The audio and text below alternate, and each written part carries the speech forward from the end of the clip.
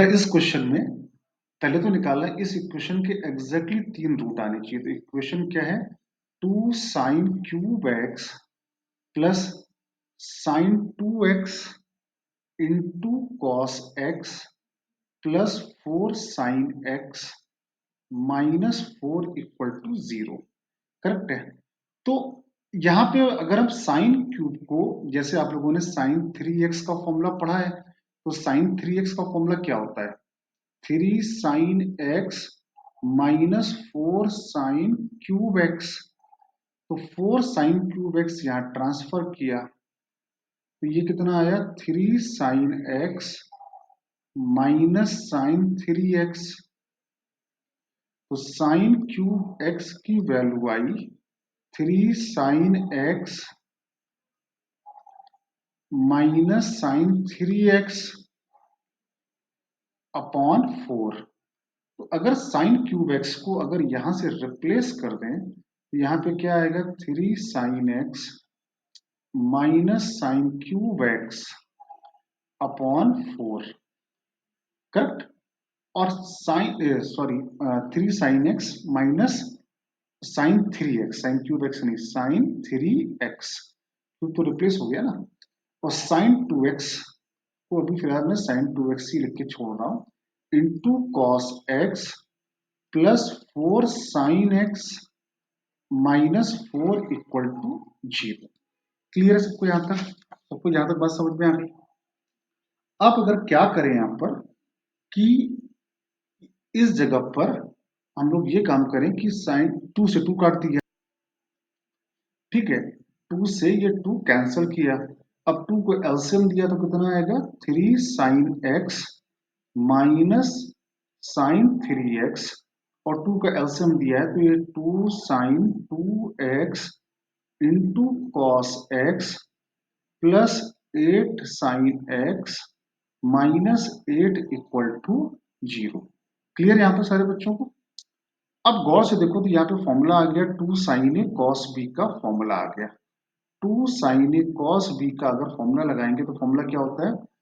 Sign a plus b plus sine a minus b plus 8 sine x minus 8 equal to 0। तो minus sine 3x plus sine 3x cancel, 8 और 3 11 और 1 12। तो ये आ गया 12 sine x equal to आ गया 8। तो sine x की value आ गई बेटा 2/3। अब साइन एक्स की वैल्यू पॉजिटिव वैल्यू आई है और क्या वैल्यू आई है? 2/3 वैल्यू आई है। तो एक काम करते हैं, अगर हम साइन एक्स का ग्राफ बनाएं, यहाँ पर साइन एक्स का ग्राफ प्लॉट करें तो साइन एक्स का ग्राफ ऐसे ग्राफ आएगा। क्लियर? साइन एक्स का ग्राफ ऐसे आएगा। एक बार मैं सवाल फिर देखता हूं। तो सवाल में बोला गया 0 से n π/2 के बीच में। तो ये हुआ आपका 0, ये हुआ π/2, ये आया पाई, ये आया 3π/2, ये आया 2π, ये आया 5π/2, आगे आएगा 3π। ये तो ग्राफ हो गया y equal to sine x का ग्राफ। ठीक है। अब मैं ग्राफ बनाता हूं लाइन y इक्वल टू 2/3। तो y इक्वल टू 2/3 लाइन ऐसे प्लॉट होगी, y इक्वल टू 2/3। तो सवाल में कहा है 3 सोल्यूशन होने चाहिए। तो एक जगह पे यहां कट किया, एक जगह पे यहां कट किया, एक जगह पे यहां कट किया, तो टोटल 3 सोल्यूशन आ रहे हैं।